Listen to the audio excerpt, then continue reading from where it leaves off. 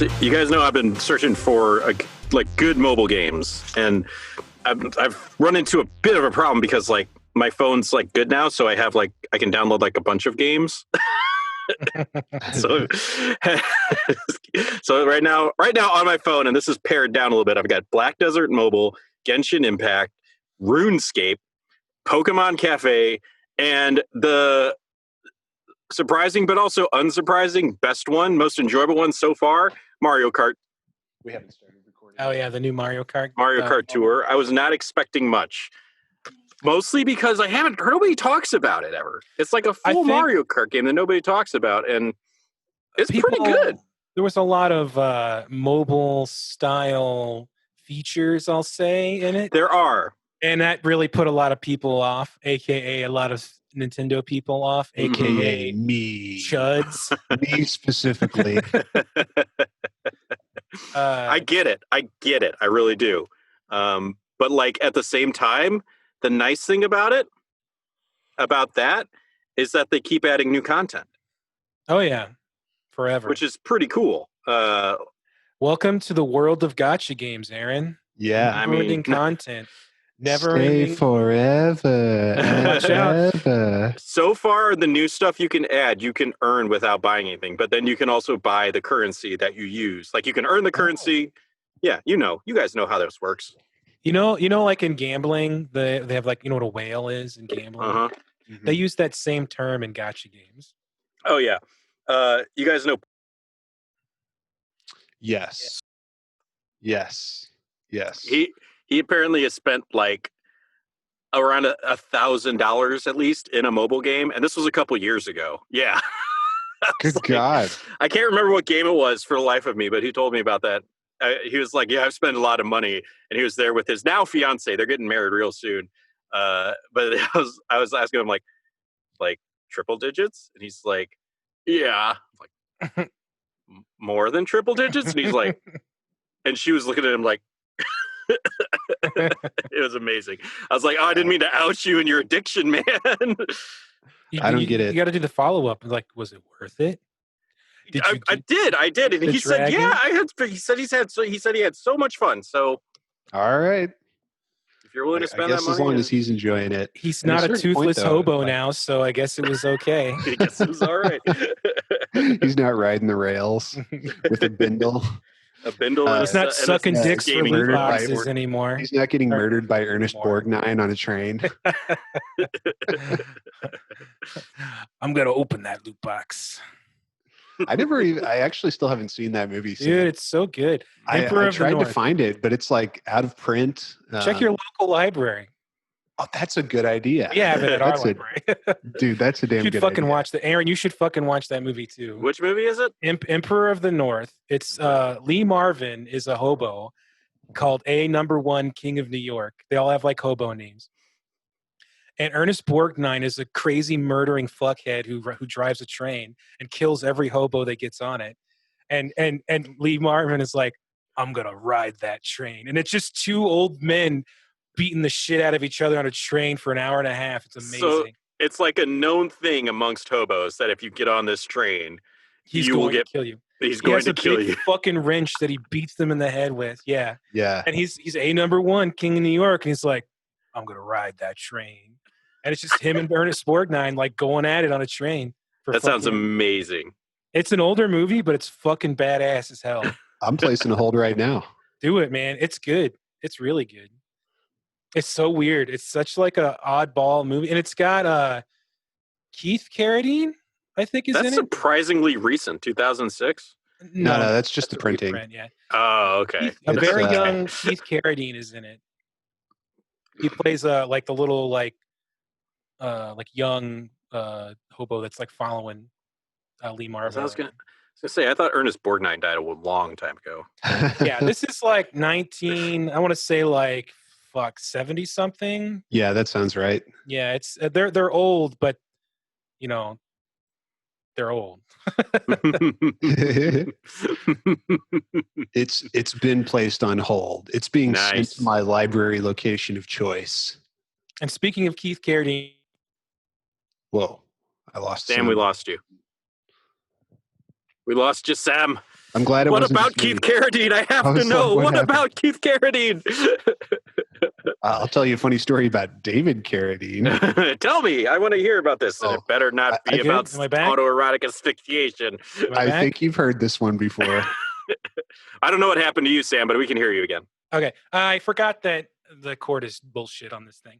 I was saying. You just had to hold it this time. Yeah, I can't. The Duelist. It's Ridley Scott's first movie. That's a tight movie. It's a very tight movie. Yes. You made us watch that one time in college, and I was not disappointed. Yeah, very good. What was the other guy? I can't Harvey remember. Keitel. Harvey Keitel. Two men in Napoleon's army who, over the course of like half their life, have like 7 duels with pistols and swords, and it's basically like Against shit each gets other? out of hand. Yeah, yeah. It's like they meet up at first. Like the story, it's based off a true story where one guy is just like an asshole who's dueling people all the time, and the other guy has to come. Harvey Keitel is dueling, and then Keith Carradine has to come and give him orders to like fucking stop it from their commander. He's like, "Fuck you, duel me," and he okay, and then it like starts off this like chain reaction of them dueling over and over and over again over the course of their lives. Like they keep getting erupted by like alien attacks and chasms opening up in between them, and like it's very they're always 70s, inconclusive. Yeah, 70s period. As many stabby shooty duels have been. Yep. But it's good. It's really really good. The Duelist. Yeah. I'll have to check that out. Maybe. Yeah. I think it's a plural. 7 S's for how many duels they have. That's right. But it's Harvey Keitel and CYBERDEMON? Braided pigtails. Nice. Which was of the style of the time, and it's hilarious. That was the style. And an onion tied to his belt. Yeah. To ward off the Kaiser. Yeah. He wasn't supposed to be Native American in the movie, is he? No, it's just like weird French. Okay, that's good. Yeah. No, it's okay. They're just French. Okay. They're supposed to look weird. Okay, good. What do you guys think? Should we talk about Doom? I think we probably should. Speaking of duels. Welcome to a very special episode of One Stage at a Time. This is the final episode of the show. No, I'm just kidding. This is the final episode of episode 2 of Doom. We've reached E2M8, the Tower of Babel, or Babel, depending on how you want to pronounce it. Aaron, you are a Catholic, right? A God-fearing Catholic? Oh, yes, devout. Father, Son, Holy Spirit. No, he didn't touch me. Testicles, wallet, and watch. There you go. I was wondering if you could tell us the story of the Tower of Babel from I think it's from a book, but I thought you might be familiar with it. I don't know what book it's from. I don't know what book in the Babel it's from. But this is where a bunch of people decided to build a tower to God. They wanted to punch God in the face or something. So they built a tower. Fuck yeah, dude. They built a tower as high as they could, and God was like, "You ain't coming up here."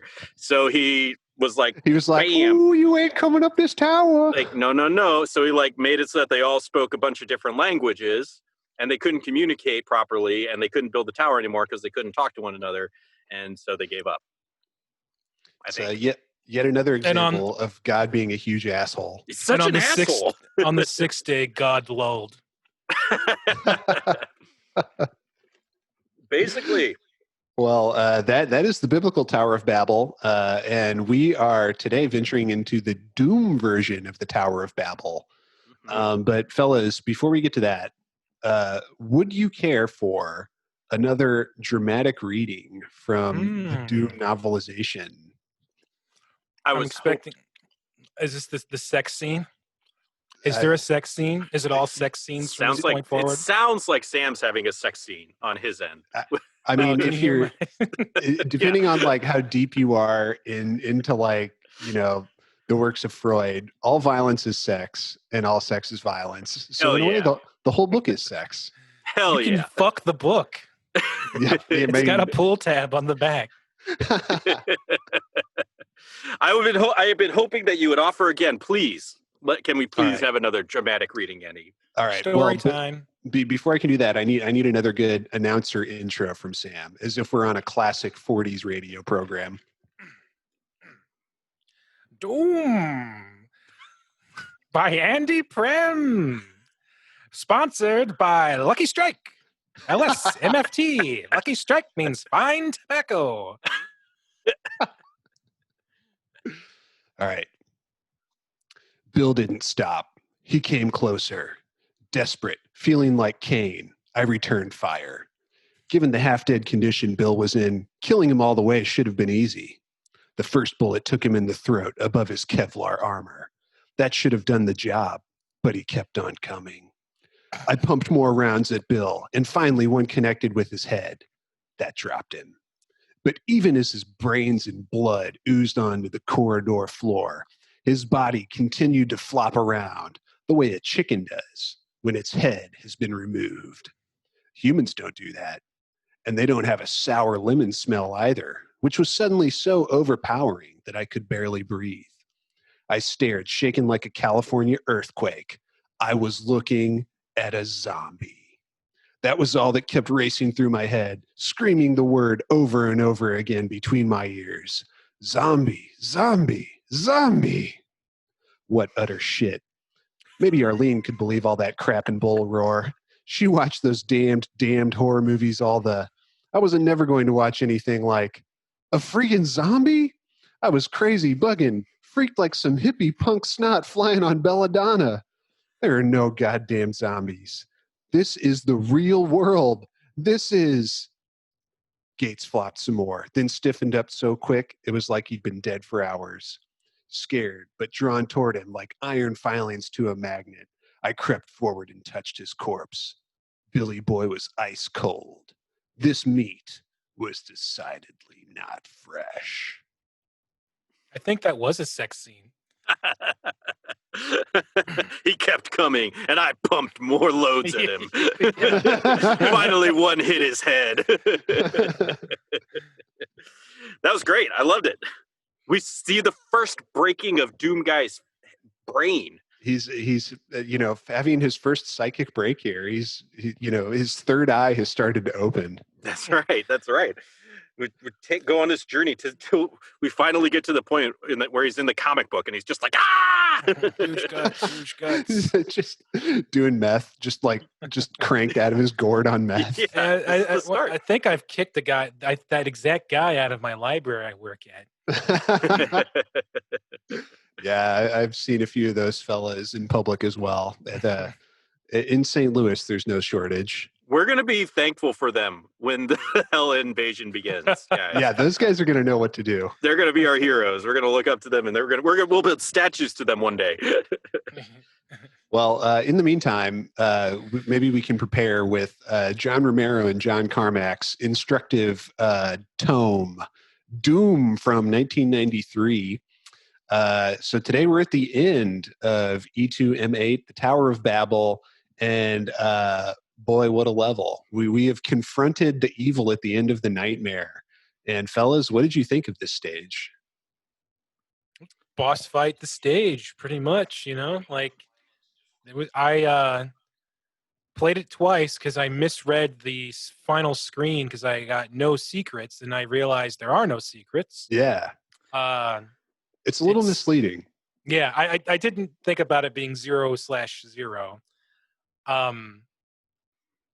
It was, it's straight up boss fight. I have some questions about we call it the epilogue screen.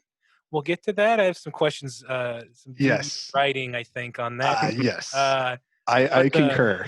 I'm curious if we're talking about the same thing. Yeah. But the CYBERDEMON, like the one behind me, was cool, and I knew he was coming. I mean, he's like one of the most, like, I would say, renowned, well-known, like names from bad guys in the game. Yeah. And my favorite thing about this fight is that I was strafing so much that it was kind of like the whenever we realized that cacodemons had buttholes. I'm realizing that seeing like the angle, like in my mind, the rockets were always just orbs of energy, but they're actually full rockets that if you strafe fast enough, you can actually see the entire length of the rocket when you shoot it. Oh, that's interesting. that was pretty cool. So even though they give you a plethora of rockets, I used the plasma cannon. So I missed that little tidbit there. Well, he fired. I'll just give mine real quick. I thought this was fine. It's fine. Like, he's a cool enemy. He looks awesome, but he was so simple that it ultimately wasn't a huge challenge. But it was a very cool enemy. But like, I think they should have given maybe in Ultraviolence he has more attacks or something, or has a more complicated movement pattern.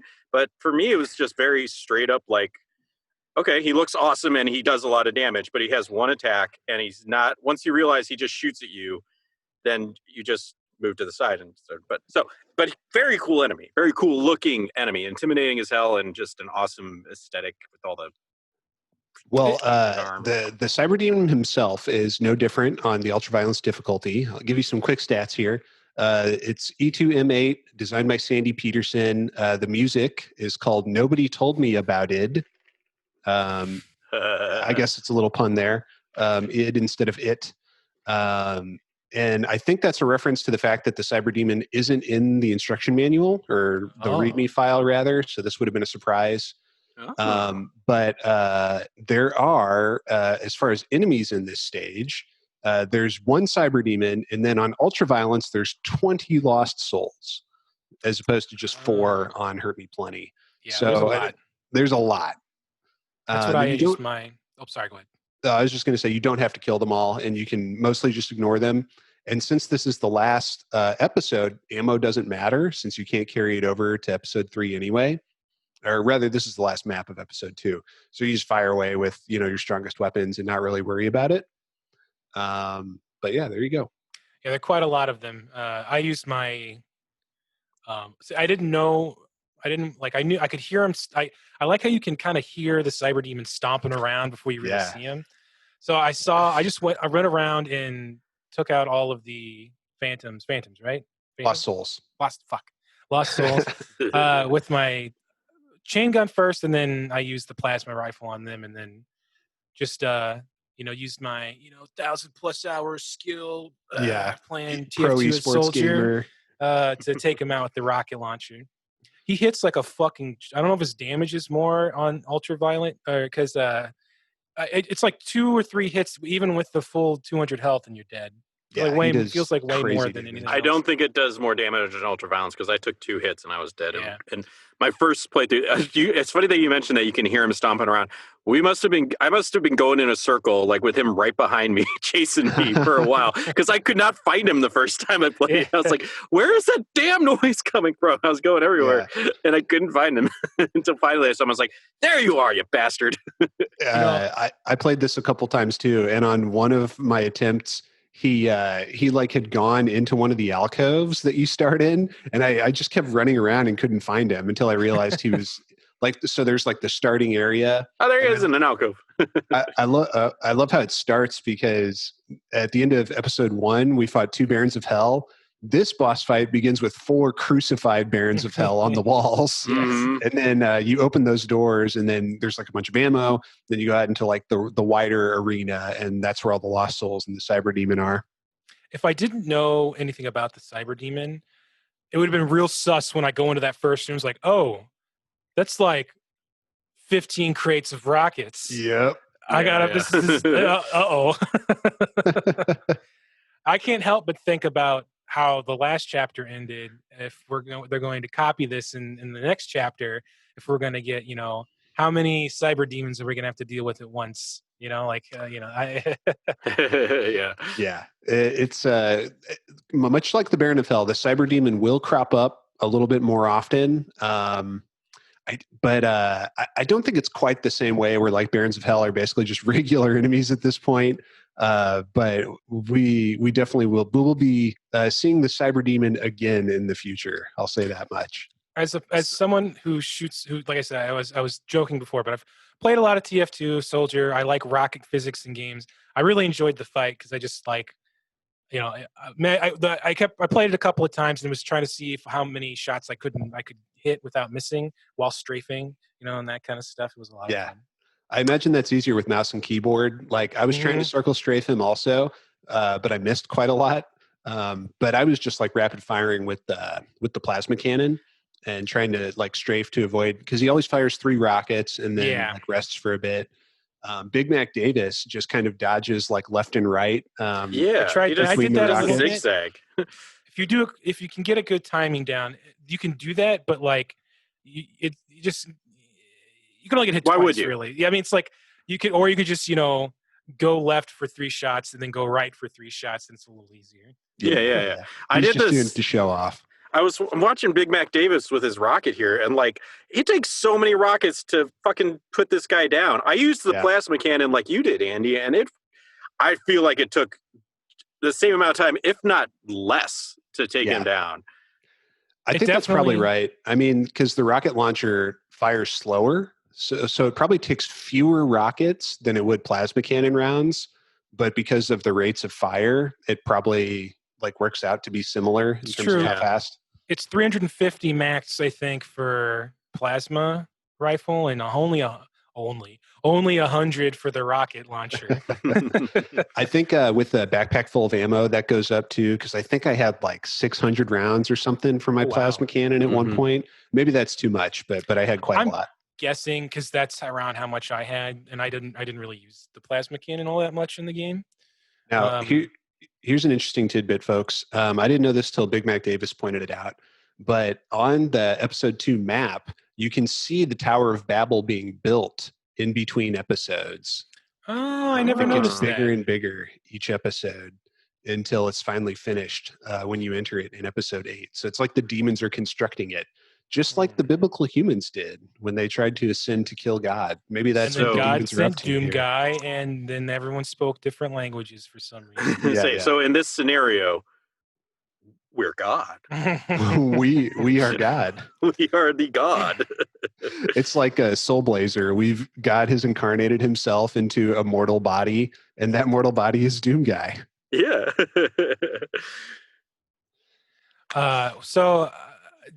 Back on that, can you go back to the Tower of Babel? Yeah. Let me back it up a little bit here. You can see that fucker being constructed. Can you point out to me where the edge of the moon is real quick? Can you do that? I'd like to know where the edge of the moon is, because it's very important to the story.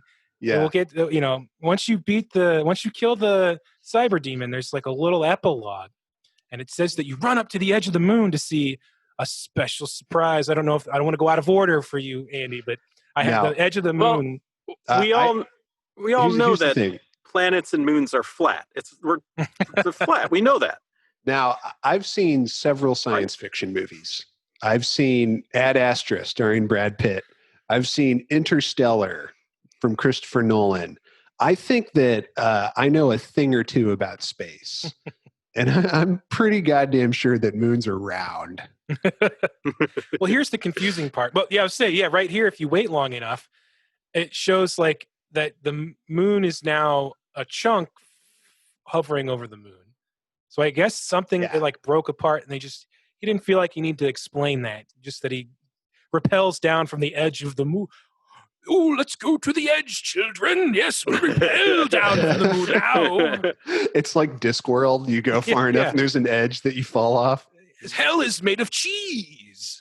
And it's on the back of 4 elephants who are on top of a turtle.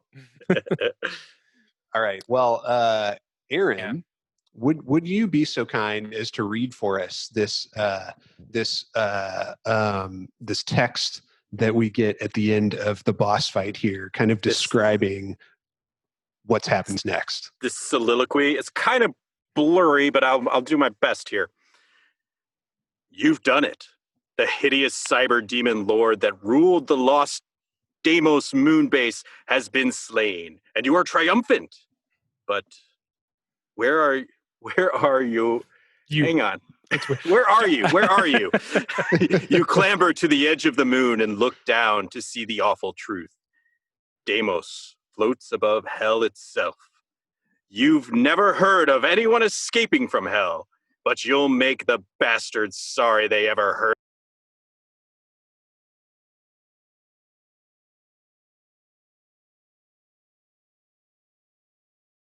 Inferno. Hell yes. Hail Satan. I will admit, yeah, best go. It's very blurry. it is very blurry. Thank you, Aaron. Great job. I copied it so I could and highlighted bits on my own screen. So when you were trying to say what it looks like, yoop. Yeah. Yeah. I could see that it was you. So I was confused by the part where they say I rappelled down. Yeah. I'm not up to dirt. I'm no climber. I'm terrified by the thought of climbing even 15 feet into the air. But I always thought that rappelling was where you're like kicking off of a flat surface as you go down, rather than just like lowering yourself. Maybe I'm wrong, but I don't know how you would rappel off of something that's floating like in the air. You'd have nothing to kick off of, right? Also, well, I mean, how long would that fucking take? I mean, if you look at the edges he crafted it out of entrails that he collected along the way. So he's got plenty. He's got huge guts. Because like you look at those peaks, right? And they're the peaks that are around the map. And if you look at the size of the Tower of Babel, it's like almost about the size of one of those peaks, right? Mm-hmm. So you could just do some mental math, and it probably took him a month or two to rappel down to the fucking, unless you just jump. It's like, I'm already going there, so it don't matter if I die. Yeah. Where are they going to send me? Hell? Yeah, you're probably right. Maybe it's like a Kratos situation where like every time he gets killed, he goes to hell, and then he's just like, I don't care. I'm Kratos. He just fights his way out of hell. I would love to see like an animation of like him standing at the edge and he's just throwing each of his weapons, like strongest to weakest, over the edge. Then he gets the pistol, he just shoots himself in the head, and then he just like and just like scoops up all of his weapons because he just goes to hell for after when he kills himself, right? Yeah. So he has his pile of weapons there when he gets there. He eats his weapons. Just like he's like the Terminator. Anything can go to hell as long as it's within flesh. It's good, yeah. As long as it's in an organic casing. Yeah. And then he wakes up and steals a biker's jacket from Bill Paxton. All right. Well, so that's the Cyberdemon boss fight. What did you fellas think of the Cyberdemon boss fight, as like an enemy, as a boss fight, and maybe comparing it to the Bruiser Brothers from the end of episode 1? What did we think of this confrontation? I liked it more. I enjoyed the fact that it felt like a boss, not just two hard enemies. I mean, it was simple, but it's very imposing. It's huge. He has a huge life pool. Only a couple hits will kill you, and like you can hear him stomping around while you're going around the map and everything. So I think it did a pretty good job of making like one thing scary instead of the opposite of how they've been doing it so far. Yeah, because it's a different focus, isn't it? Other than like the Tower of Mystery, I guess most of the levels are larger with lots of tricks and traps, but yeah, this we're just focused on just the one enemy. I think that I liked the Bruiser Brothers a little bit better, just because, if nothing else, the lead up to them was way cooler. Like how the stage, like how they get revealed, and the entire stage changes and reveals itself too. Like the actual level and like. And the two enemies with throwing their green plasma at you is fucking cool. Like this guy's cool, and this guy's very cool too. And he's a more imposing figure. He's huge. He's 30 feet tall, and he's firing rockets at you and stuff. But like, I think that at this point, like, it's almost like, it's just another enemy. When before it was like, look at these giant guys stomping around, and now it's just slightly more giant guy stomping around. I've got two small changes that would have made this boss fight 10 million times more badass. So you're in there. Let's say you're in there. There's one switch, but it's like hidden in that little area, and you hit it, and it starts to shake, and it lowers the whole plat. I just drooled on myself. Like, He's so excited. Instead of just salivating over this idea. But like it starts to You're lower like down. DOOMGuy when he sees a sign for Tang. As it starts happening, the original Doom song starts to play, and then like you see the Cyberdemon, he does some animation like, and then it's just that song while you're fighting him the whole time. That'd be pretty awesome. That would be pretty like sick. Kick it up to like badass, like music while you're fighting him. Yeah, it's like I remember I had trouble with this the first time I played it, and like because he can kill you really quickly if you're not careful. But like the arena is kind of on your side with all those big pillars. Oh yeah, yeah. There's space to hide. It's really not that dangerous of a stage. Like if you take your time and plan your shots out pretty well. Yeah. They could have been a lot meaner with how this stage was designed. Yeah, they could have put some like lines of nukage around or something. They could have had 20 invisible specters that kill you when you try to run away. Caco demons fall from the sky.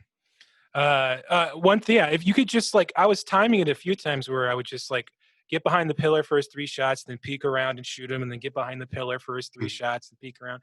He'd eventually come after me when I did that. But yeah, there's a lot of line of sight things you could do to kind of nullify the threat, so to speak. Yeah. But I like the idea of the cyber demon. Yes. I do too. Yeah. And I pulled up Adrian Carmack, no relation to John, as we've discovered. Adrian Carmack's original sketch of the cyber demon. It's tight, man. Like it is. It's like just a nice pencil drawing with lots of good shading. Kind of reminds me of like almost like Berserk artwork with just how detailed the black and white shading is on everything. Mm-hmm. But yeah, I love how his eyes are like, slightly like too wide, almost like fish eyes or something. I like that he's like somewhat cybernetic, which like the demons so far have only been organic. So other than like that one stage where we saw that crazy David Cronenberg wall where like the flesh had like those like metal tubes going into it, we've mostly only seen like organic style demons. So this maybe implies from a lore perspective that like they're starting to like, appropriate Earth technology that they've acquired from the Demo space. I like to think. Oh, so wait, you're probably about to say the same thing I was thinking. So go ahead. I was saying I like to think that it's them reacting to the DOOMGuy, where it's it's like fuck. First moon, it's out, it's gone already. Fuck, he's on this moon. Oh shit. Just give me some of that Earth shit. Bring that Earth shit over here. He's using he's got some of the same stuff. So we need to like, it's like an arms race against the DOOMGuy. They're on the phone with Satan, like, Mr. Lucifer, this DOOMGuy is really fucking up our shit. Oh my God, you keep, this is like the 5th call today I've got about this asshole. What do I pay you guys for? Just glue a cannon to your arm already. Come on.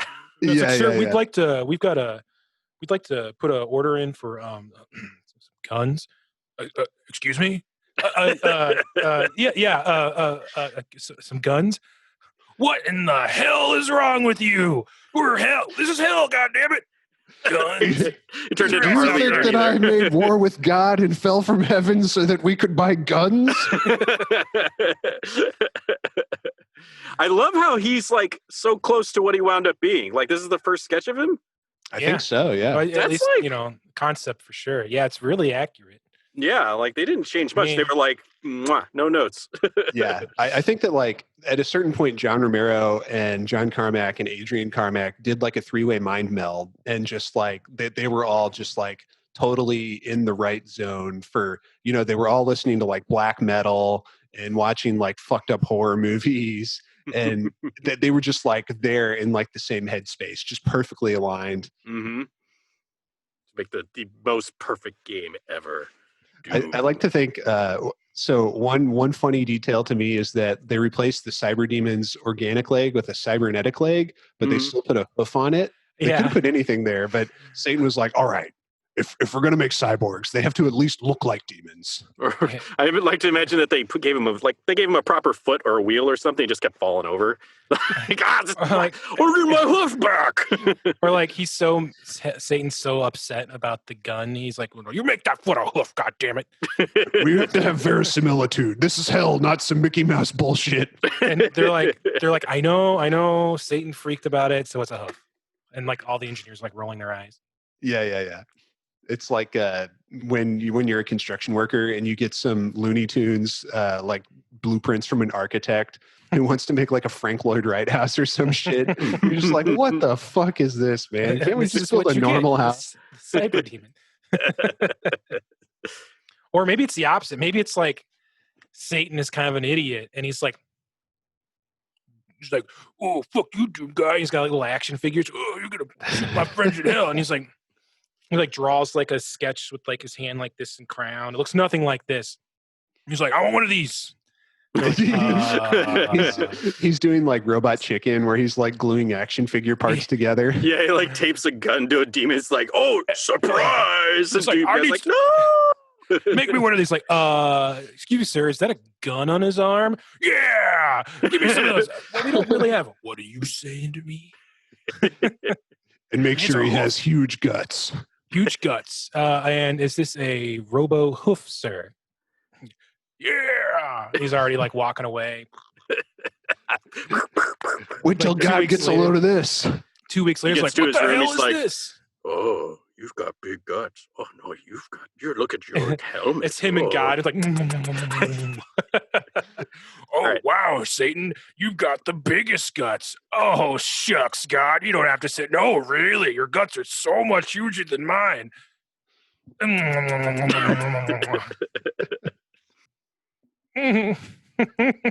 All right, fellas. Are we? I love how Carmack looks nerdy in a photo of nerds. Yeah.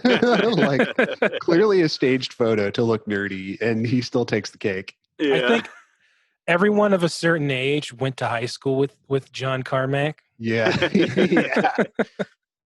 I definitely knew some John Carmacks at my high school. And then like John Romero looks like if Fabio had a mullet. Yeah. Italian Fabio with a mullet. Right. This is the man who is like signing all his letters, future ace programmer John Romero. This is, I think, a photo that kind of perfectly encapsulates some of the early id Software culture. We've got Dead-Eyed Psycho John Carmack over here, Rockstar John Romero, and then in the middle is Adrian Carmack, a figure we haven't talked too much about so far. But no relation. No relation, yeah. I've established that several times that they were brothers, but they were not. I like how he looks exactly like, I'm sure, what he looks now, but with just really long hair. Like he's got this like same goatee, I bet. You know, no hair at all, probably bald, completely bald, I bet. Works in IT somewhere. He looks just like Dante from Clerks. A little, yeah. He's got the high forehead. Yeah, the face and the goatee. I'm like, yeah. So here's him and Carmack today. Okay. Yeah, okay. He looks a little bit different nowadays. Yeah. Are we gonna? Are you bringing this up to talk about John Romero's confirmation the other day? What happened? You guys missed this? Yeah. What we missed? John Romero, and this he might have been joking, but he put out a tweet. Somebody asked him about the canon name of DOOMGuy, and he replied, "DOOMGuy's name is Doom space Guy. Period." Okay. All right. I'm glad that's a good answer. Usually people fuck shit up when they like try and like, even if it's what they said in the office, like retcon, you know, like the zeitgeist, you know, it's like, I'm glad it's DOOMGuy, you know? Yeah. Well, I wanted to show this because I thought this would be a good segue to talk about something completely different. So let's get into a little bit of history, guys. Put on your mortarboards and get your monocles out. It's time to go to the history department. I wanted to talk a little bit about one of id Software's first big hits, maybe their first really big hit. So to back up a little bit, we talked about John Carmack and John Romero as children, the various shenanigans they got up to. They eventually crossed paths at a company called SoftDisk that they both ended up in Shreveport, Louisiana. That's where they met Tom Hall and Adrian Carmack. Tom was working there as another game designer or software designer, and Adrian was an artist. So this company mostly made like business programs and like productivity type stuff, but they were branching out into games. And they did like a mail service, like a monthly subscription thing, where they would send you a floppy disk that had a bunch of like programs on it and a few games. This was in like the early 80s. I forget what year exactly, but like, 84, 85, something like that. So it was kind of a successful company. It's not around anymore. In case you were going to ask, they failed a long time ago. Soft Dicks? I mean, Disk isn't it up there with Apple and Microsoft and id Software Netscape. and Bethesda and yeah. It went the way of Alta Vista, huh? Indeed. AltaVista, Ask Jeeves, Lycos, wasn't that one? And Sounds Soft familiar. Dicks. Soft Dicks. So, no, Soft Disk. Yes. Anyway, so these guys all wanted to make games, but they felt stifled creatively at Soft Disk, especially Carmack and Romero, who didn't give a shit about anything. Carmack would like tell the CEO of Soft Disk to his face, like, this company sucks and all your employees suck. Because he like couldn't tell a lie. Like if you asked John Romero what he thought, he would always tell you exactly what he thought and wouldn't sugarcoat it at all. Respect. Hell. Yeah, honestly, respect. So all these guys were living in a big house together, and they got this crazy scheme where they would steal or borrow all the computers from SoftDisk on the weekends and take them home. They would like sneak in after hours and just unplug all the machines and just lug them to this house they all lived in. They would spend the whole weekend coding games for their own projects, which became id Software. They eventually hooked up with a company that did shareware. That's how they got into the shareware market. So they had made a few games and kind of attracted the notice of like a few like people in the industry who wanted to put out this shareware thing. So their first idea for a shareware project was a game you may have heard of before. Have you guys ever heard of a little game called Commander Keen? I I have as well, yeah. Okay. Well, would you believe that this was the first collaboration of Carmack, Romero, Tom Hall, and Adrian Carmack? I would believe that. I know there's a lot of interesting, like let's say, history and a little bit of maybe retconning history about Commander Keen that I find interesting. Yes, and we'll get into some of that, and I'm curious to hear your thoughts. So, Commander Keen, for those of you who haven't heard of it before, is a side-scrolling game. At that time, PC side-scrollers didn't exist. The id Software boys played Super Mario Brothers 3 for the NES a lot, and they wanted to make something like that work on computers, but it just couldn't be done. For some reason, PCs like just didn't function that way. Something with like their architecture, they just couldn't do it. But one night, Carmack figured out how to do it, and it was like black magic. Everyone like freaked out and ruined their pants.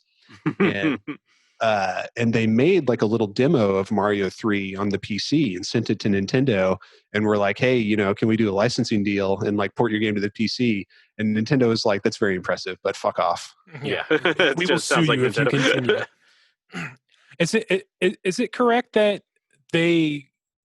some of the level, like the demo they did, they basically like reuse those assets in Commander Keen? So like there's like Mario 3 assets basically in Commander Keen. I've heard that like they modeled a lot of the like the architecture that they could move around off of straight from Mario 3. So there's just like reskinned things in it that are like straight out of Mario 3. I was going to say those blocks right in that level we were just seeing on screen. Look, hey, Yes. there you go. Yeah, there you go. Those two, yeah. Those blocks so right like, there, they yeah. made those blocks to look like Mario 3. Nintendo said, fuck you. So like, okay, but we're not going to redesign our blocks. Yeah. I can totally believe that. These blocks, especially with the X pattern on them, look almost exactly like the fortress blocks from Mario 3. So the plot of Commander Keen, a young, like 8-year-old genius named Billy Blaze, at night, like creates a rocket ship in his backyard from spare parts called the Bean with Bacon Super Rocket, and then he flies into space. Yeah, this was definitely an idea from start to finish. Like they said, like, we want to do the shareware thing. We want to use the side-scrolling technology that we came up with, but we don't know like what it should be about. And Tom Hall you're was cutting like, out, or am I cutting out? I could hear him. I cannot hear him. Can you hear me? I can when you said that, but I couldn't hear you for a little stretch there. Can you hear me now? I can. Good. Now we can. I couldn't hear that. Yeah, I couldn't hear that. Oh, you fucking... you son of a bitch. You son of a bitch. I fool you again. Fucking got us. Got your asses. Where were we? Oh, yeah. Yes. They wanted an idea, but they weren't sure what to do. Tom Hall was like, give me 5 minutes. He like ran out of the room, came back 5 minutes later, and like had like this whole mythology about Billy Blaze and his bean with bacon rocket, flying into space, fighting the Vorticons, jumping on pogo sticks, all these bleep bloop. He would do all the sound effects too, like bleeping and blooping around the room like an alien. And like Romero and Carmack thought it was really funny and they were on board. But Adrian Carmack was just like, oh, fuck no. Fuck no. Adrian thought of himself as like a serious artist. And he didn't really want to do games. He wanted to be like a fine artist, but like games was like something he did to pay the bills. But, he liked the id guys because they were into really dark, like fucked up art the way he was, like demons and shit. They listened to metal, like he did. But then he gets roped into doing this game where he's drawing nothing but slices of pizza and pogo sticks. And he wanted to blow his fucking brains out. Bleep bloop aliens. That's kind of cool looking, at least. That one there, the big alien. Mm-hmm. With the 2 eyes. Yeah. 2 eyes on the end of his little tendrils there. That's what the CyberDemon looked like before he got cyberized. Yeah, I heard. Oh, go ahead. Yeah. Oh no, you go. Well, I heard sometime, I forgot, it wasn't that long ago that they kind of retconned that his name is really, was it Billy Blazkowicz, and that he's like the grandson of BJ Blazkowicz, I think, the main character from Wolfenstein. I think that's right. Yeah. Someone said that on Twitter or something. Do you subscribe to that? I absolutely subscribe to 100%. Dude, he murders the shit out of them aliens with his pogo stick. Definitely related. And they're all related. And can I tell you something else? Billy Blaze, aka Commander Keen, I think he's also the grandfather of DOOMGuy. I think so. I think they're all related technically, like unofficially, officially, and the fan official, unofficial, the real fans unofficial guide to Doom and id Software. The real shit. So, he's collecting soda and pop and lollipops here, right? Mm-hmm. Yeah, the lollipops are balloons, or maybe ping pong paddles. It's hard. They're lollipops. So they're just anal beads. They're anal beads. It's fine. He's making a chain. He's got his helmet on. It's all good. It was intended to be a family-friendly game, although there are like certain things, like one of the things you have to collect is a bottle of your dad's Everclear to power the rocket ship. Because the plot is like he builds this rocket and flies into space and almost immediately crashes on, I think, Mars, and has to fight these aliens called the Vorticons to rebuild his ship. And so there's like a top-down 3D world map that you move around in, and then you go into different levels, and then you do platforming stages within the levels. And so it's shareware, right? So there's one episode that's free, just given away for free on bulletin boards that people would download through their modems. And then if you liked it, you'd pay $30, and you'd get 2 more episodes. So it's a trilogy. There's 3 games in this original trilogy. Fairly crude for the time. I mean, this is up against like the NES. So it was kind of sophisticated for a PC game at the time. Blew people away. In Christmas of that year, it sold at crazy amounts. Biggest selling shareware title of all time, at least at that time. They made crazy amounts of money for the company. The guys, quit their jobs at SoftDisk. When the CEO of SoftDisk found out what they'd been doing, he confronted Carmack about it. And Carmack was just like, yes, we've been taking the computers home. Your company sucks. We're all quitting. Eat me. That is a bold move. I could maybe he was just a little too soft disk, because that feels like using company property to make your own game. Oh yeah, legally that game probably belonged to soft disk. It all depends on what kind of their paperwork and stuff for joining the company. If they I guess. I bet they had some shit about that after they left. You know, like Yeah. you can't take this shit home. Anything you work on is our IP. They probably were more like, hey, yeah, we're cool, and like early times of software companies, just come on in, let's have a good time. Yeah. And they're like, fuck you, Dad. They're directly responsible for those laws now. Yeah. Like there were some other guys who were working with them back then who disintegrated that guy. Dude, that guy died. Sorry, he died just like an imp. He did. I can't tell if he exploded or just fell over. The graphics are so good, sometimes it's hard to tell. Sorry, Andy, you were saying something. We were distracted by that horrific death. So they had this little team that was doing this. A couple of the guys ended up staying at Soft Disk. They felt bad about just fucking the company over like this. Romero and Carmack didn't care. Game design. We lost you again for a sec. Romero and Carmack, what? They were just like, we're out. We're the bad boys of game design. We do whatever we want. But it wasn't without consequences. Like you said, there were some legal problems with them stealing the computers, or rather borrowing without permission. So the CEO, he knew a good thing when he saw it, and he was like, well, let's make a deal, fellas. Your games are good and I want to keep selling them. So at first he tried to like stake the company, or he staked them at id Software, but it didn't work out. Everyone else who worked at Soft Disk was like, no, fuck those guys. They screwed us over. So they ended up reaching an agreement where the id guys would continue to make like one game a month for Soft Disk for a certain period of time while also making their own games, which kind of sucked. But I mean, they were getting paid, and back then you could crank out games really quickly. So they didn't feel too bad about it. But like during this period, they were insanely productive. They would work like all day at Soft Disk and then go home and just work all night on Commander Keen and, sleep like 3 hours and then start over the next day. And they didn't have to, make the best games for Soft Disk. They made just passable shit. Yep. And all the That's good stuff for exactly what its they software. did too. Yeah.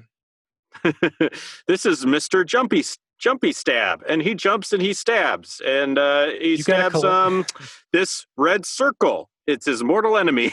Yeah, and you got to collect cokes in this one. Yeah, this is my new game, Super Lamp. You're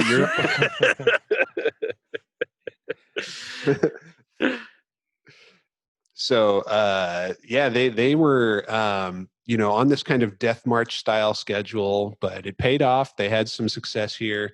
They ended up moving to like Colorado, I think, or Wisconsin or something. Anyway, they all packed up and moved. Adrian was still fucking miserable, but he was like, all right, I guess this is the best thing I got going. So I'll stick with these guys a little bit longer. After the huge success of the first 3 Keen games, they agreed to do 3 more. So there were 6 total, 2 trilogies, and these games were really popular at the time. Like they had lots of secret entrances and exits, just like the Mario games. Well, not just like the Mario games, but in a similar fashion. There's even like a Vorticon language that Tom Hall came up with. So you'll see these characters throughout the game that you can't understand, but it's like an alphanumeric thing. And it's just like a simple substitution cipher. And if you figure it out, it's like you can translate it into English, which is kind of interesting. So yeah, like Tom Hall just like went nuts with all the lore. Like there's paragraphs upon paragraphs of text at the beginning of each episode. So his language wasn't exactly Tolkien. He was like, it was pretty straightforward. Yeah, he was no professional linguist like J.R.R. Tolkien. I can see if you went that hard for Commander Keen, why he wanted to go as hard as he wanted to go with Doom, and why he probably left because of that. Yeah, there were definitely some issues there. Like he had this really and we'll get into it more in a future episode, but he had this very, very specific vision for what he wanted Doom to be. And let's just say other members of the team did not share that vision. One thing that we should note about Commander Keen is, although it has lots of sound effects, some of them very annoying, it doesn't have any music. Huh. Well, it could have been a limitation of the PCs at the time, maybe. Yeah. They made computers that were just like music card. Who would ever want to listen to music through their sound card? No, you get a beep for when it starts up. You get a different beep for when it turns off. That's all you need. You need just something that's a 1 and a 0. That's it for your sound card. Yeah, so 1990, I think, is when they started work on it. I think it was Christmas of 1990 that it came out first. So yeah, this was like a big hit game in the winter of 1990, or at least that first trilogy was. Who owns Commander Keen now? That's a good question. I'm not entirely clear on that. I think that id Software probably still has the rights to it. Although id Software has been absorbed into, what is it, Bethesda or ZeniMax, or now it's Microsoft. It's all Microsoft now. There's a lot of layers there. So it makes Commander sense. Keen for Smash. It makes sense that they didn't have music, because I was looking it up. The Sound Blaster cards, which were kind of like the first dedicated, popular dedicated sound cards, came out kind of around the same time that the game did. So I could see why they may have like not had that in mind. And then Doom definitely took advantage of that later on. Mm-hmm.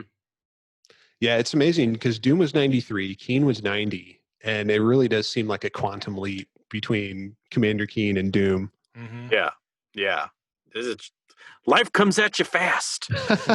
And if you're not paying attention, the cyber demons will roll right by you. Like I was saying, I mean, it was like Commander Keen was like a kind of a breakthrough for the time. But even compared to like what Nintendo was doing on the NES with like Super Mario Brothers 3, it does look kind of crude by comparison. Now, I mean, we're looking at episode 1. You know, by episode 6, they had like pushed it a lot further.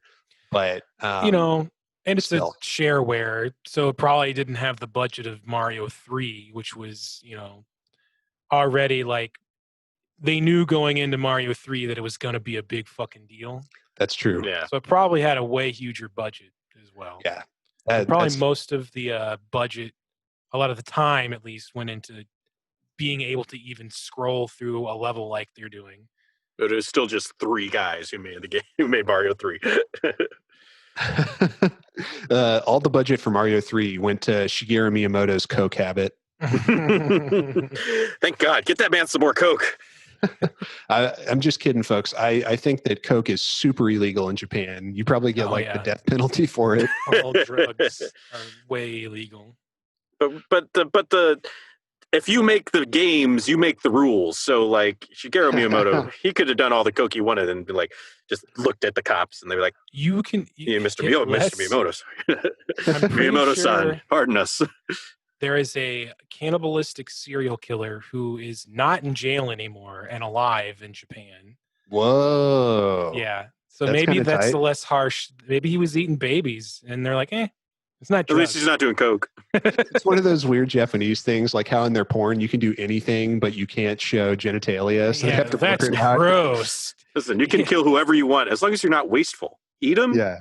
Eat them. Like, don't show that penis, but stick that squid up her ass. That's you can eat human flesh, but you can't smoke weed. Yeah. All right, folks. Well, this is Commander Keen, a relic of a bygone age. Not very relevant today. I mean, you don't hear a lot of people talk about it, not in the same way they discuss like the Mario games of that period. But for the time, it was a big deal. Sold like gangbusters, really put id Software on the map. And although Adrian Carmack wanted to slit his fucking wrists the entire time, he was drawing like soda cans and pepperoni pizzas. Eventually, his patience would pay off. But we'll get to that in a later episode. Okay, question. Before we wrap up, I'm assuming you're wrapping up. Before we leave Commander Keen, is Commander Keen due for a comeback? And if so, what would the game be like, gents? I kind of think you could make a good Commander Keen game nowadays because there are some interesting ideas there. I like the top-down world map. There's lots of secrets and things like that. The lore gets a little too much, but like the secret language is a fun idea.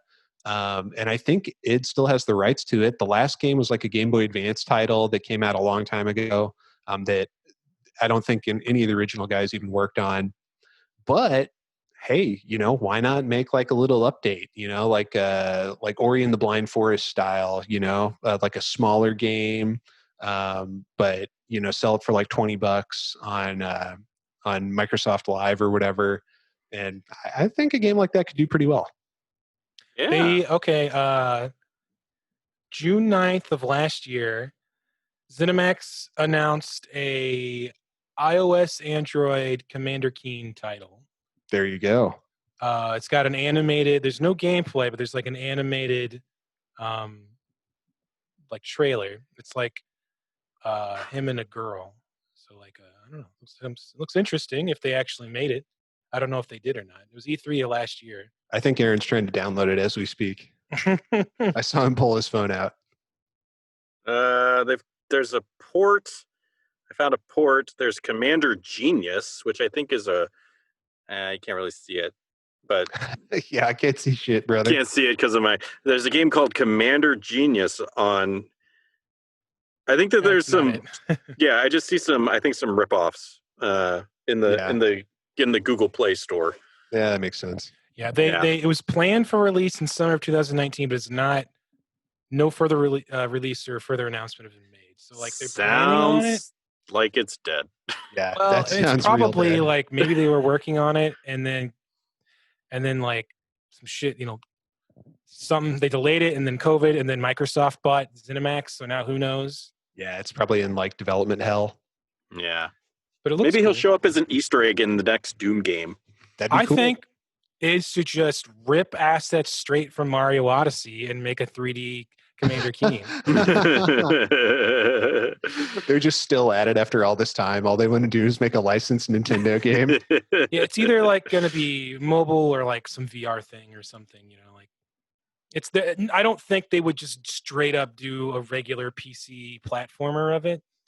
I think they would be too like, it's a familiar title, but let's do something cash grabby easy with it. Yeah. It's like kind of a cult favorite and like, the name has a lot of like history to it. So they want to make something maybe a little more impactful. It's just going to be a mobile card game. Yeah. That's all it's going to be. I mean, it's going to be a gotcha game. If my hunt to find Heroes of Might and Magic 3 for mobile has only found dumb mobile card games, there's no way Commander Keen's going to get anything better than that. It'll just be some kind of faith cash grab. I want to give you guys one more little tidbit that I discovered in reading Masters of Doom. John Carmack, who, as we've said, is a robot person without human emotions, this entire time at the Doom house where they all live together, he had a cat named Mitzi that he loved very much. So he's not a complete psycho. He actually did have care for another organism. It was like his human beard. This cat knew where the bodies were buried is the problem. He'd heard that cats can testify, so he kept it happy. All right. Well, fellas, I think we'll wrap it up there. So we have completed episode 2 of Doom from 1993, and we are moving on now to episode 3, The Inferno. DOOMGuy has inexplicably rappelled down the edge of the moon. Yeah, from the edge of the moon. And he has reached the surface of hell. We're not sure how that works. Maybe we'll discover more about the cosmology in future maps. But next time on the program, we will be playing the first map of the Inferno, which I believe is titled Hell Citadel, or Hellkeep, rather. So look forward to that, folks. I'm super stoked about episode 3. Normally, at this part of the show, I would ask Aaron what he wants to tell the folks at home, but I'm going to mix it up today. I want to ask my friend Sam Ingersoll what he wants to tell the folks at home. Well, put me on the spot. It doesn't have to be plugs for the show. You can say whatever you want. Just make sure, to wipe your ass all the way when you're going to the bathroom. You don't want to deal with that. And watch The Duelists. Yeah. And more importantly, watch Emperor of the North first. Try and find Emperor of the North and wipe your ass all the way. Wipe your whole ass is what I'm saying. But if you live in the St. Louis area, you'll have to get in line because I have it first at the public library. Sam's ass? I thought you were going to say something about wiping your ass. I go first in this town. Only me. I have prima nocta on wiping Sam's ass. Poopy nocta. That's right. You don't do it like Andy does. All right. Thank you, Sam. Now, Aaron, what would you like to say to the folks at home? Nothing. I'm really sorry. Thank you for listening, everybody. Thank you for listening, everybody. We appreciate it. Please like, share, and subscribe. All that good shit. Follow all our socials and listen to more of the podcast. Just put it on and walk away from your computer so we get the listens. You bastards. Anyways, no, thank you for listening. OneStageAtAtime.com for all of our things. Thank you for podcasting with me, Andy, and Sam, and everyone out there. Please save and continue. And wipe your whole ass.